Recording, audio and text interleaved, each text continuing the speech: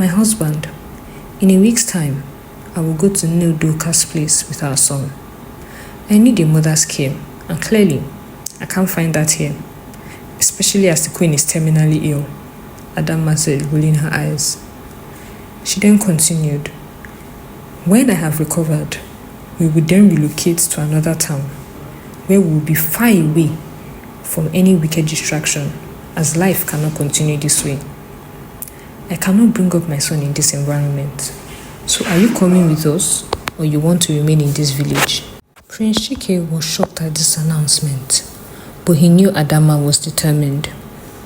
He was torn between his terminally ill mother, according to the palace physician, and his wife and newborn son. Adamma, wait. What are you saying? Mother is ill, and she needs me too. Adamma then firmly said, if I stay here, I will lose myself. If you love me and our son, you will come with us. Otherwise, we will live on our own. Queen Uri, in the background, looked furious but tried to mask it. Adamma, please give me time to think. You and our son mean the world to me. But this is my mother. The time for choosing is now. Think carefully for the sake of our family. It was obvious to Adamma that her husband was not willing to make a decision, and her heart sank as a result of this realization. She had made up her mind that she was not going to continue enduring her mother-in-law's wickedness, so she decided to take the bull by the horn. She quickly left the midwife's hut with her baby, and with the help of some palace guards, made her way back home. As soon as she got home and laid the baby down to sleep, she started packing her things to leave, as she had made up her mind to not continue living in pain and unhappiness, being orchestrated by her wicked mother-in-law, Queen Uri. Meanwhile, Prince Chike took his mother back to her chamber in the palace and proceeded to inform the king about the birth of the baby. The king was overjoyed. How is Adamma and the baby? I hope they are fine. After she must have rested for a while, please bring them to see me. I can't wait to see them. Afterwards, Prince Chike went to stay with the queen. She had demanded and intended to go home to his wife and new baby. Later in the day, when Adamma had finished putting her things together, she decided to take the baby to see the king and also inform him of her decision to leave the village to a faraway land. Aided by the royal guards, Adamma started packing her things in tears, as she felt her husband was never going to be free from his mother's iron grip. While packing, she remembered that she had to pay her father-in-law a visit to inform him of her decision, and also for him to see his grandchild before she left, since he actually treated her as his daughter, so she needed to reciprocate the gesture, and she decided to visit him the next morning. Prince Chike, on the other hand, took his sick mother back to the palace and stopped by to tell the king about the arrival of his son, the king's grandson. May the gods be praised, the king kept shouting, as he could not contain his joy. How is Adamma? The king asked. She's strong and well, replied Prince Chike. And how is my grandson? Hope he is fine too. The king then ordered 3 royal guards to get the best and freshest fruits and take to Adamma. He also instructed the royal maids to make delicious and spicy pepper soup to take to Adamma. The king then told Prince Chike to make sure he brings Adamma and the new baby to see him as soon as Adamma was done resting and strong enough. Prince Chike assured his father that he would bring them as soon as possible. He also thanked his father for the gifts. Prince Chike returned home accompanied by palace servants with all the gifts. Adamma was very appreciative, and she marveled at her father-in-law's love for her. She then thought in her mind, at least she had someone she could rely on in the family. Prince Chike then approached her. Adamma, can I have a discussion with you?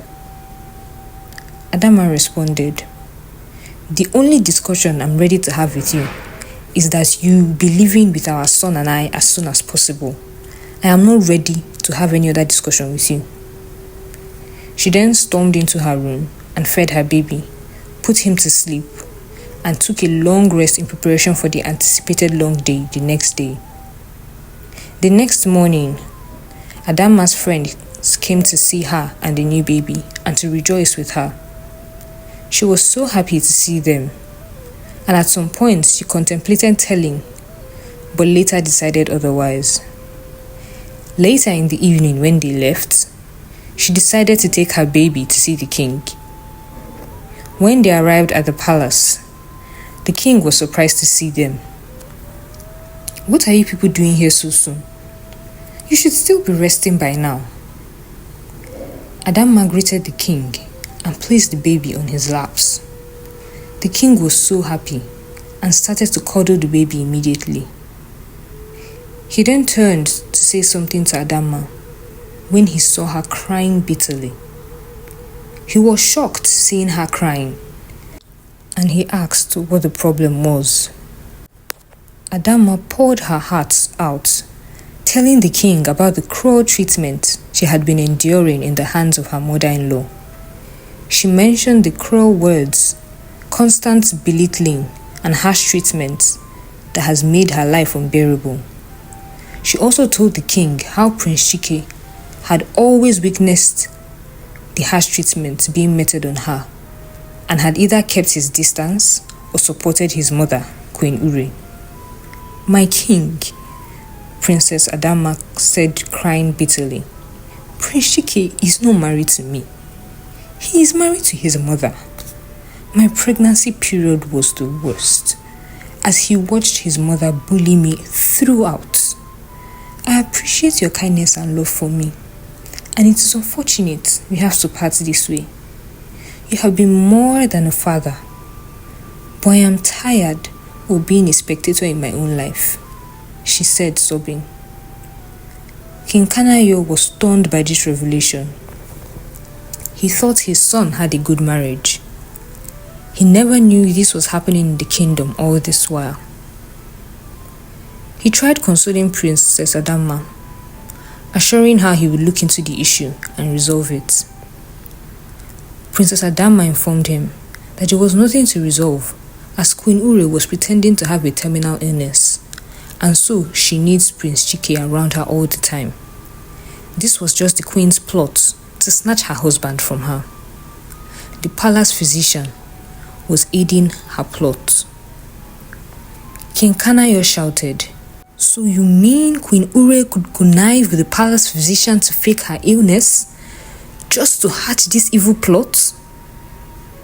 He never knew Queen Ure could be this wicked or capable of such evil and deceit. Though he knew she could be manipulative, but never associated such evil with her. He almost did not believe Princess Adamma, but he could not watch his daughter-in-law complain of such treatment and not at least investigate to see if it was true. He thereafter apologized to Adamma on behalf of his son and his wife, saying, No woman should be allowed to go through this, especially after delivering a baby. You should be basking in the joy of motherhood and resting now. He pleaded with Adamma to give him 3 days to get to the root of the matter and come up with a final solution, as such injustice cannot continue under his watch. If after this she still wants to live, he would not stop her from living. Adamma was adamant at first, but due to the respect she had for the king, she agreed to hold on for 3 days. Adamma left for her house shortly after.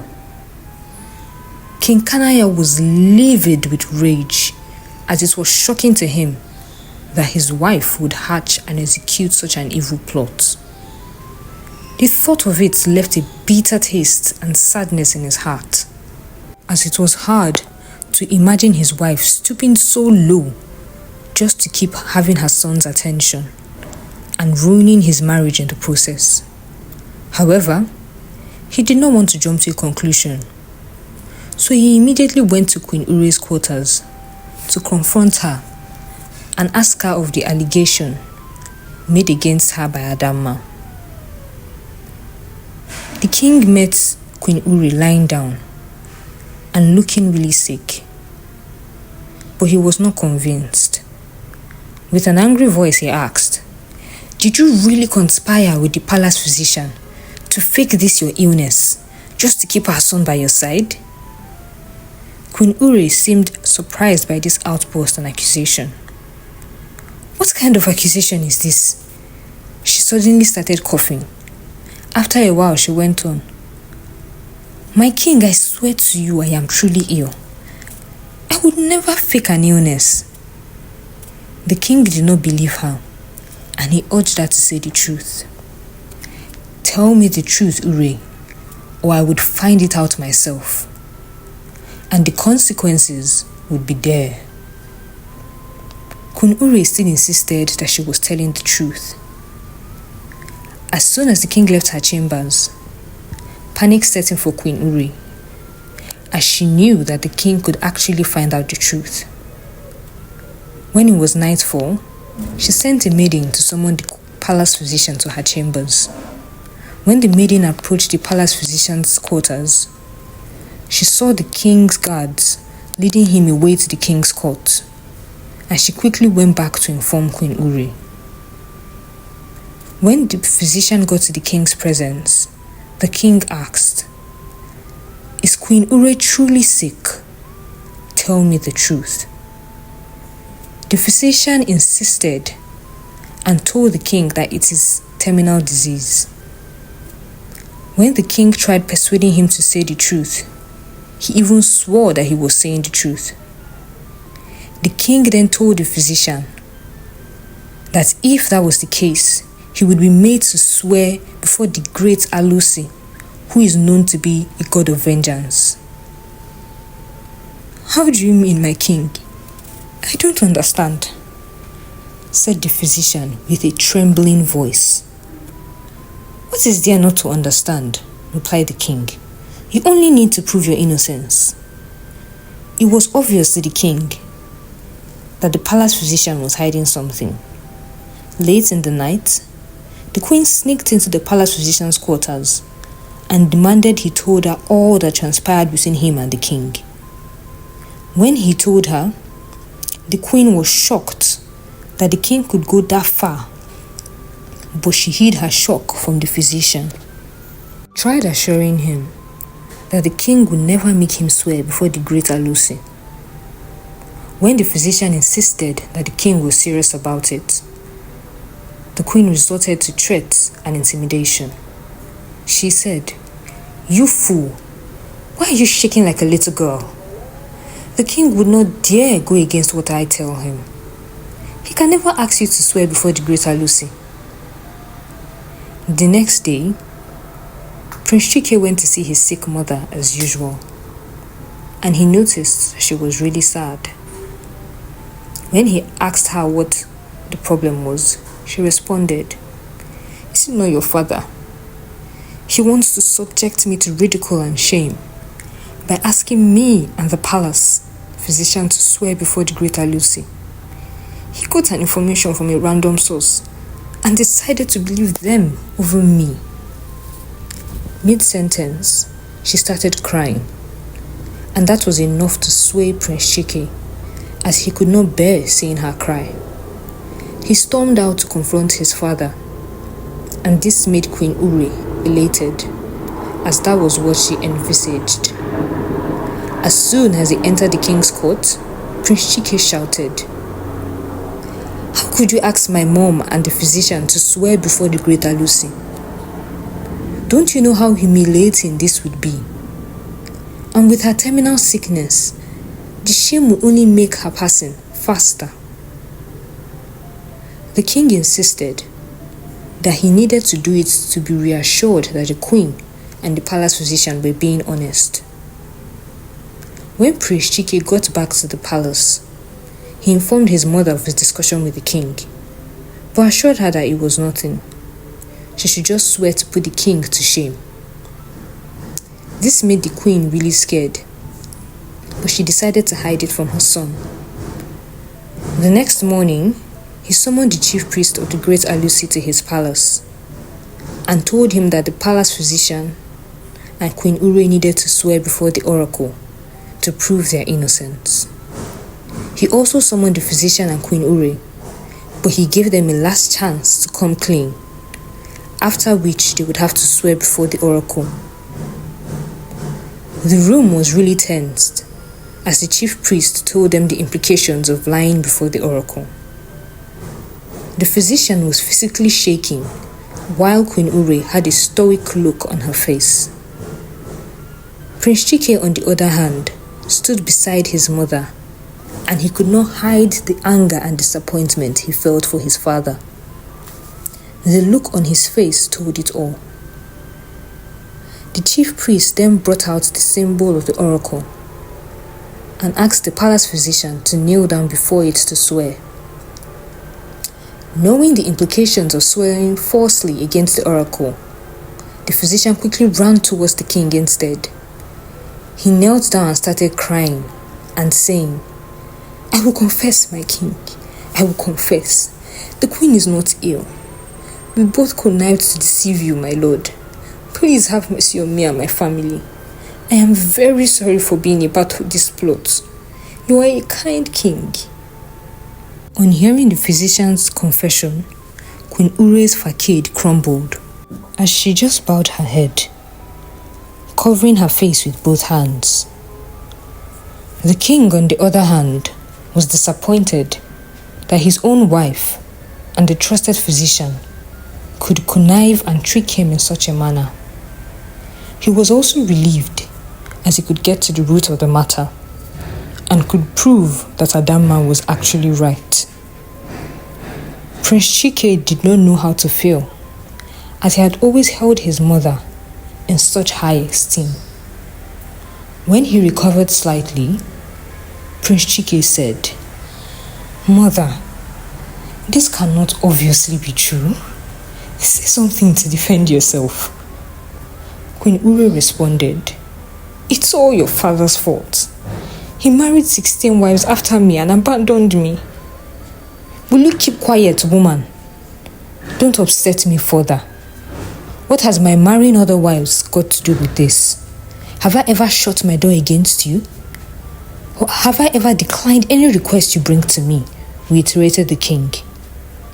Prince Chike then faced his mother and said while crying, "Mother, I'm really disappointed. How could you?" The king quickly cut him short. "You were the disappointment here. How could you allow your mother manipulate you this way? When a man gets married, his wife and children take priority over every other person. You should still love your mother, but your wife and children should always come first." The king thanked the chief priest and dismissed him. On his way out, as soon as he opened the exit door, 5 of the king's wives just fell forward into the throne room. They had been eavesdropping all the while and did not hear the chief priest walking towards the door.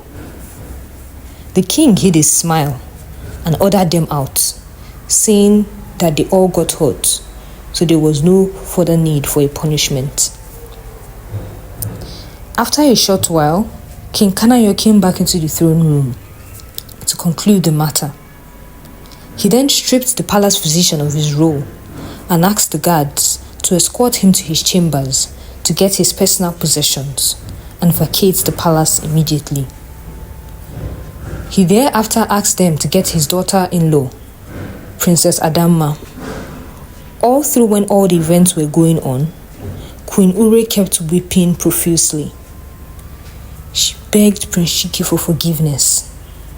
"My darling son, you are all I have. Please forgive me. Prince Chike then responded, "Your scheming is despicable, mother. Just pray Adamma forgives me and agrees to stay on with me. Otherwise, me forgiving you would be the least of your problem." The king said this without being able to look his mother in the face, as he was also crying. Princess Adamma came in shortly, cradling her baby in her arms. She noticed that her husband and mother-in-law had puffy eyes, like they had been crying, while the king had an angry look and a look of disappointment. But as soon as the king saw Adamma, he smiled and requested to carry his grandchild. He then addressed her. "Adamma, my daughter, I called you to apologize on behalf of myself and my family. I am deeply sorry for the treatment you got." The king then addressed the queen. "Urenna, don't you know you have to apologize to Adamma immediately? Or do I need to remind you to do the needful?" Queen Ure approached Adamma tearfully. "My princess, I am truly sorry for the events that played out. I was too scared to lose my son to you, and I let my fears becloud my judgment. Please forgive me and forgive my son too. I misled him and made him believe that I was very sick and needed him all the time. I release him to you fully now, my daughter." Adamma was taken aback by Queen Ure's apology and found it difficult to forgive her. "You apologized to me before the wedding, only for you to destroy my wedding dress after, didn't you?" Adamma asked her. "Yes, I did, and I'm so sorry for that." King Kanayo and Prince Chike screamed loudly when they heard the queen admit to being the culprit that destroyed the wedding gown. "Mother, so you did that, and you enjoyed watching me defend you foolishly?" Prince Chike screamed at his mother. "I did it because I love you. I was not ready to share your love with another woman. I wanted you all for myself, but I have not realized the foolery in this. Please forgive Chike." Queen Ure cried. "But you are wrong, my queen. I never intended to take Prince Chike away from you. You hold a special place in his heart, and I can never take that place. Just like you can never take his wife's place," Adamma responded. "You are very wise, Adamma. May you live long," King Kanayo said. Prince Chike then stepped forward towards Adamma. "My love, I'm very sorry for not being there when you needed me the most. I should have believed you when you complained about my mother's mistreatment, and should have been there for you all through the pregnancy period. I can't imagine all you've been through, all because of my not being observant and my negligence. I am deeply sorry, and I promise to do whatever you want to right the wrong done." Adamma was touched by Chike's heartfelt apology, and tears welled up in her eyes. She reached out and held his hands. "I forgive you, my love, but as I told you at the midwife's hut, we have to leave this kingdom. We can no longer stay here. Also, we must thank the king for his intervention. If not, our son and I would have left by now." Prince Chike bowed before his father to thank him. Adamma also knelt to thank the king. The king then asked Adamma to hug the queen. Though she hesitated a bit, but she hugged the queen and then placed her baby on the queen's arms. The next day, Chike and Adamma packed their personal belongings and moved to a faraway kingdom. They had their king's blessings. After over a year, Princess Adamma realized that she was pregnant. This time, Prince Chike treated her very well. In the course of her pregnancy, the queen came to visit them. And though Adamma was hesitant initially, but she soon realized that the queen meant no harm, as she was very kind and Adamma loosened up. In due time, Adamma gave birth to twins, a boy and a girl. Then they decided to return to the kingdom to present the new twin babies to the king. The king held a big feast and invited everyone in the kingdom as he was overjoyed that they had come back to the kingdom. The king held the twin babies in his arms and was overwhelmed with joy. He was grateful that they had forgiven the past and returned to the kingdom. He could see the love and closeness between his son and daughter-in-law. He also observed the way Adamma related with Queen Ure and concluded that all was well within his family. He knew his son was in luck to have been married to a beautiful and intelligent girl like Adamma, and she had given him 3 grandchildren. The king could not have been happier, and he was very grateful to his ancestors. Thank you very much for listening. Please share your thoughts in the comment section. Don't forget to like, share, and subscribe. See you in the next video.